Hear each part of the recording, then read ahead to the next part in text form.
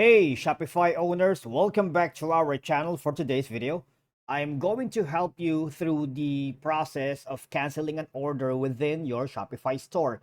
It's a simple process, but before we dive into all of it, make sure you hit the subscribe button below and ring the notification bell and never miss out to our latest content. Before you can even cancel an order to your Shopify, you might want to go to the web browser of your choice first. I am using Google Chrome right now, but it's okay if you're using Safari, Firefox, Edge, Opera, or even Brave. And if you don't have an account yet at Shopify.com, you might want to sign up. It's free and easy. All right. And then once you've done that, all you're going to do, go to the orders. That's it if you have orders here because I don't have a live product yet, so I can access the orders. But do not worry because we have a very helpful guide here at the Shopify Help Center. Okay. Now here, after there's the canceling, archiving, and deleting orders. All right. So cancel an order. Okay. First off, when you cancel the order, there are two refund options. Here, refund the full amount or refund later. Right. All you're gonna do is from your Shopify admin, go to orders, click the number of order you want to cancel, and click more actions and cancel order. So for example, I have order here.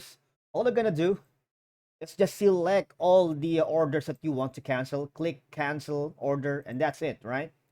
But after that, you have to manage the payment refunds. So there's an issue to full refund now. Leave the default refund in a specific value, and to issue a full or partial refund later, select the refund later. Okay. So if you're lost during the navigation process, I suggest you go here and read all the information here you didn't understand. All right.